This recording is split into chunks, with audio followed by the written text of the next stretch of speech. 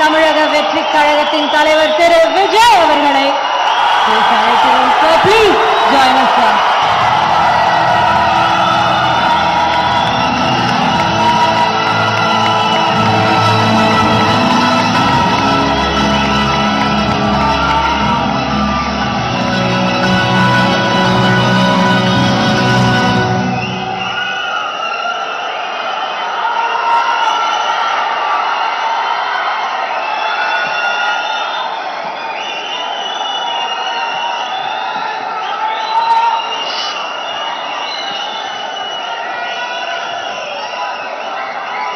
எல்லாருக்கும் வணக்கம்.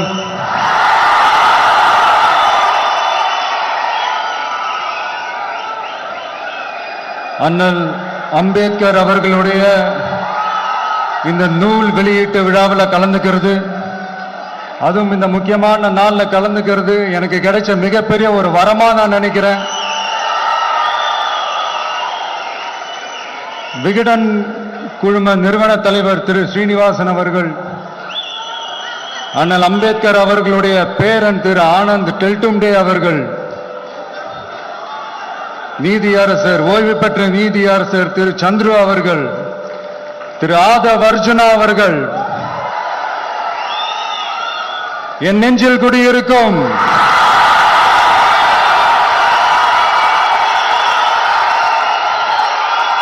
என்னுடைய நண்பா நண்பிகள், தோழா தோழிகள்,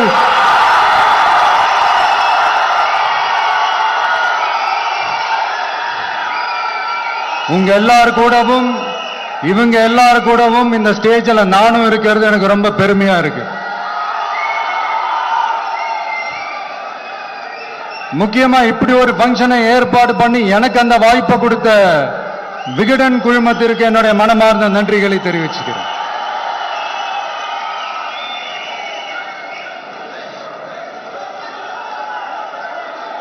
இன்னைக்கும் நிறைய பேர்கிட்ட உங்க ஃபேவரட்டான ஹாலிடே டெஸ்டினேஷன் எதுன்னு கேட்டீங்கன்னா நியூயார்க் சிட்டின்னு சொல்லுவாங்க. ஏன்னா அங்க போய் ஒரு 2-3 நாள் தங்கிட்டு வர்றதே அது ஒரு பெரிய ஸ்டேட்டஸ் ஆகவும் ஒரு பெரிய அச்சீவ்மெண்ட் ஆகவும் நினைப்பாங்க. ஆனா 100 வருஷத்துக்கு முன்னாடியே நியூயார்க்லாம் போய் அங்க உலக புகழ் பெற்ற கொலம்பியா யூனிவர்சிட்டியிலலாம் போய் படிச்சு டாக்டர் பட்டம் வாங்கி சாதிச்ச ஒரு அசாத்திய மாணவர் ஒருத்தர் இருந்தார். அது கூட பெருசு இல்ல, அவர் எந்த சூழ்நிலையில அங்க போய் படிச்சு சாதிச்சாருன்றதான் மிகப்பெரிய விஷயம். அன்னைக்கு அந்த மாணவரை, நீ இந்த சாதியில பிறந்திருக்கிற, உனக்கெல்லாம் படிக்கிறதுக்கெல்லாம் தகுதி இல்லை, நீ எல்லாம் எதுக்கு ஸ்கூலுக்கு வர, அப்படி இப்படின்ட்டு அவர் வாழ்ற சமூகமே அவரை தடுத்துச்சு. அதையும் மீறி அந்த மாணவர் பள்ளிக்கூடம் போனா சக மாணவர்களுடன் சரிசமா உட்கார்ந்து படிக்க அவருக்கு அனுமதி இல்லை. தாக எடுத்தா தண்ணி கூட குடிக்க முடியல. அப்படி அத்தனை சக்திகளும் அவருக்கு எதிராக இருந்தது.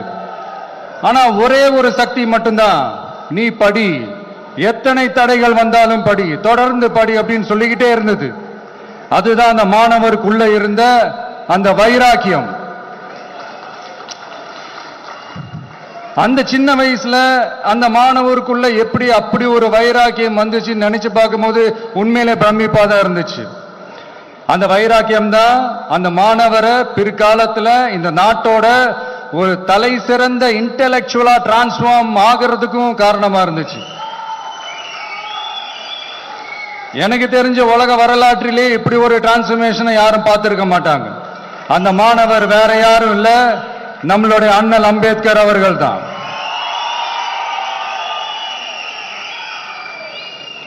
வன்மத்தை மட்டுமே தனக்கு காட்டி இந்த சமூகத்திற்கு அவர் திருப்பி என்ன செஞ்சாரு அப்படின்னு அதை படிச்சு பார்க்கும்போது உண்மையிலே மெய்சில் இருக்க வச்சது.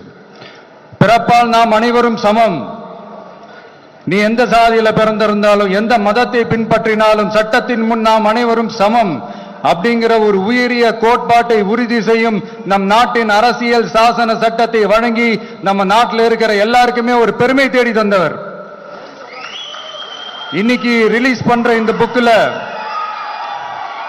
எல்லோருக்குமான தலைவர் அம்பேத்கர் அப்படின்ற அந்த புக்ல ஒரு 100க்கும் மேற்பட்ட கட்டுரைகள், நேர்காணல்கள் எல்லாமே இருக்குது. அதுல என்ன ரொம்ப யோசிக்க வச்சது அவர் எழுதின அந்த பயோகிராஃபி தான். வெயிட்டிங் ஃபார் அ வீசான்னு சொல்லி அதுக்கு தலைப்பு வச்சிருந்தார்.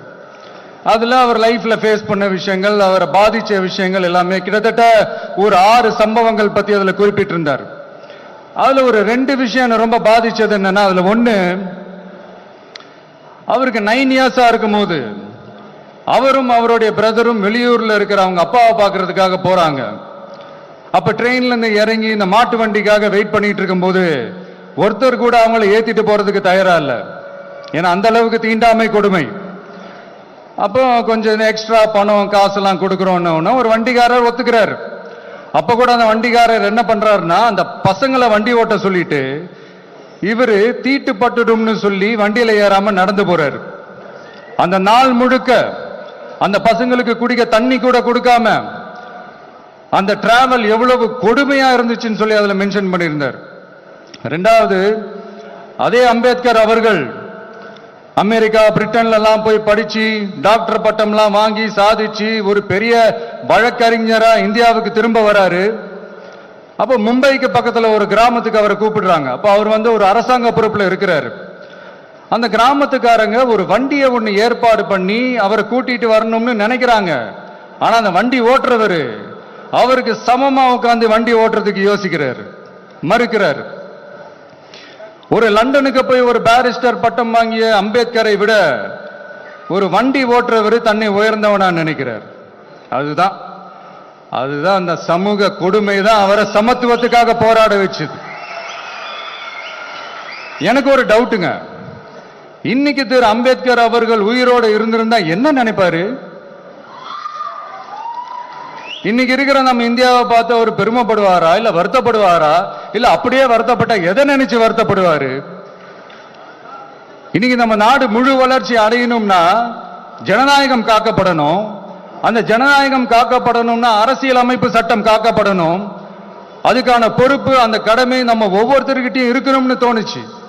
அந்த பொறுப்போடும் அந்த கடமையோடும் தான் இதை நான் ஆணித்தரமா சொல்றேன். ஜனநாயகத்தை நாணிவேர் ஃப்ரீ அண்ட் ஃபேர் எலெக்ஷன்ஸ், சுதந்திரமான மற்றும் நியாயமான தேர்தல். தேர்தல் நியாயமா நடக்கலன்னு நான் சொல்ல வரல, பட் சுதந்திரமாகவும் நியாயமாகவும் தான் தேர்தல் நடக்குது அப்படிங்கிற அந்த அசைக்க முடியாத நம்பிக்கை நம்ம ஒவ்வொரு இந்தியனுக்கும் இருக்கணும்னு தோணுச்சு. அது அமையணும்னா தேர்தல் ஆணையர்கள் கான்சென்சஸ், அதாவது ஒருமித்த கருத்து அடிப்படையில் மட்டும்தான் நியமிக்கப்பட வேண்டும் அப்படின்றத என்னுடைய ஒரு வலிமையான ஒரு கோரிக்கை. 2வது, ஏப்ரல் 14 அண்ணல் அம்பேத்கர் அவர்களுடைய பிறந்த நாள். அன்னைக்குதான் நம்ம ஒட்டுமொத்த இந்தியர்களுக்குமான ஜனநாயக உரிமைகள் பிறந்த தினம். அதனால அந்த டேட்டை இந்தியாவோட ஜனநாயக உரிமைகள் தினமா அறிவிக்கணும்.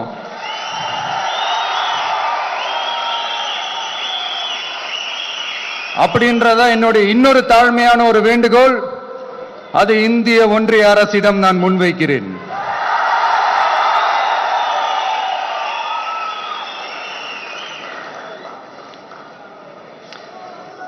அம்பேத்கர் அவர்களை பத்தி யோசிக்கும் போது கண்டிப்பா சட்டம் ஒழுங்கு சமூக நீதியை பத்தி யோசிக்காம இருக்கவே முடியாது. இன்னைக்கு மணிப்பூர்ல என்ன நடக்குதுன்னு நம்ம எல்லாருக்குமே தெரியும். ஆனா அதை பத்தி கொஞ்சம் கூட அதை கண்டுக்காம ஒரு அரசு மேல இருந்து நம்மள ஆண்டுகிட்டு இருக்கு.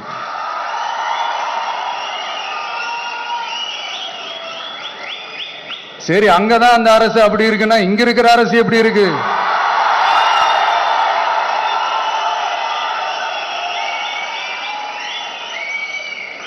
இங்க நம்ம தமிழ்நாட்டில் வேங்கை வயல்னு ஒரு ஊர்ல என்ன நடந்துச்சுன்னு நம்ம எல்லாருக்குமே தெரியும்.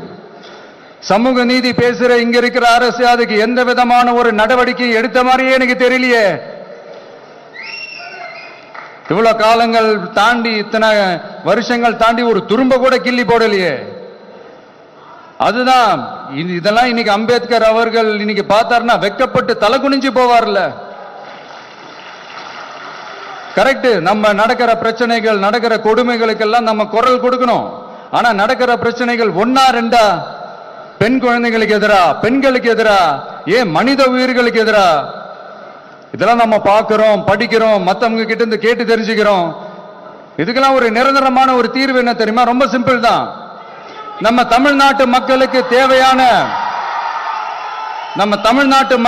தேவையான அடிப்படை வசதிகளை பாதுகாப்புடன் முழுமையாக அளிக்கும் மக்களை உண்மையாகவே நேசிக்கிற ஒரு நல்ல அரசு.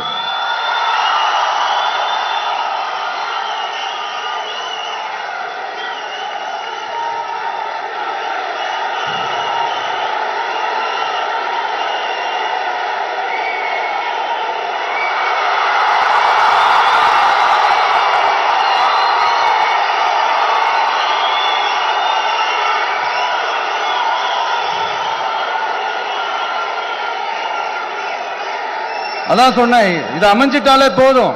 அதான் ரொம்ப சிம்பிள்னு சொன்னேன். அதனால இங்க டெய்லி நடக்கிற பிரச்சனைகளுக்கு சம்பிரதாயத்துக்காக ட்வீட் போடுறதும், சம்பிரதாயத்துக்காக அறிக்கை விடுறதும், சம்பிரதாயத்துக்காக நானும் மக்களோட மக்களா இருக்கிறேன்னு காட்டிக்கிறதும், சம்பிரதாயத்துக்காக மழை தண்ணியில நின்று போட்டோ எடுக்கிறதும்,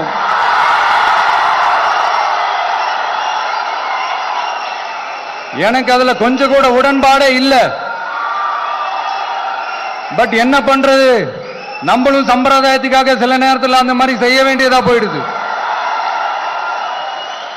அதாவது நான் என்ன சொல்ல வரேன்னா, மக்களோட உரிமைகளுக்காகவும் அவங்களோட உணர்வு பூர்வமாக இருக்கணும். என்ன ஒவ்வொருத்தரும் அவங்க குடும்பத்தில் ஒருத்தனா நினைச்சிட்டு இருக்கிற அவங்க தமிழ்நாட்டில் அவங்களுக்கு எங்க என்ன பிரச்சனை நடந்தாலும் அவங்களோட உரிமைகளுக்காகவும் அவங்களோட உணர்வு பூர்வமாக இருப்பேன். எப்பவுமே அப்படிதான் இருப்பேன்.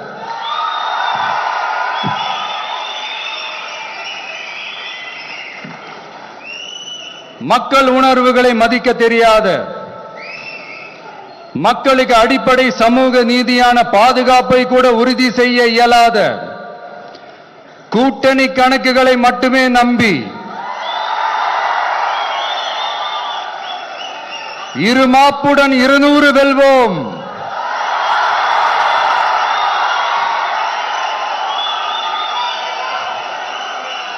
என்று எகத்தால முழக்கமிடும் மக்கள் விரோத ஆட்சியாளர்களுக்கு என் மக்களோடு இணைந்து நான் விடுக்கும் எச்சரிக்கை,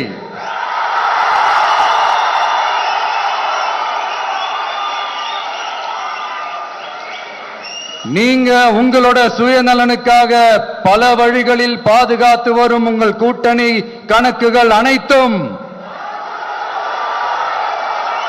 2026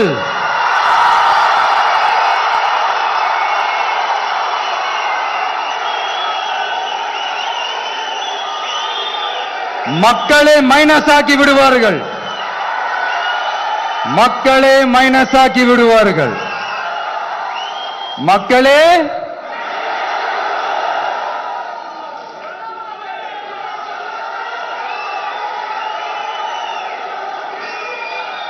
எனக்கு இந்த வாய்ப்பு கொடுத்த விகடன் குழுமத்திற்கும் வந்திருக்கும் பெரியோர்களுக்கும் சான்றோர்களுக்கும் மீண்டும் என்னுடைய வணக்கங்கள், மீண்டும் என்னுடைய நன்றிகள். கடைசியா ஒரே ஒரு விஷயம், விடுதலை சிறுத்தைகள் தலைவர் திரு தொல் திருமாவளவன் அவர்கள்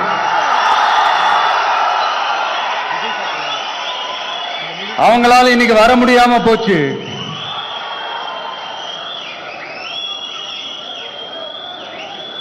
அம்பேத்கர் அவர்களுடைய புத்தக வெளியீட்டு விழாவிற்கு கூட அவரால் கலந்துக்க முடியாத அளவிற்கு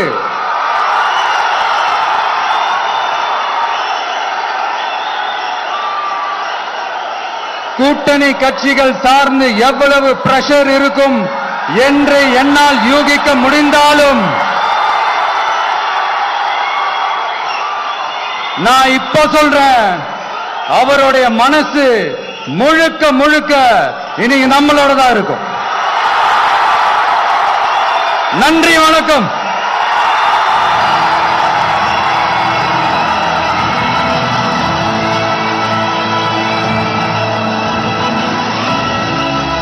அனல் பறக்கும்.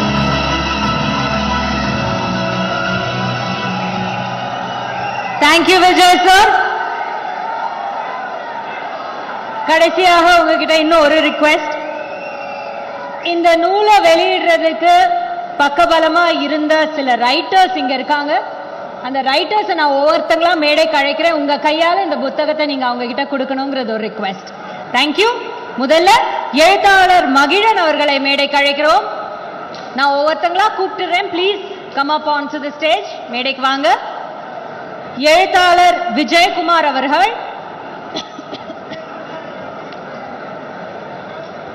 மொழிபெயர்ப்பாளர் கிருபா அவர்கள்,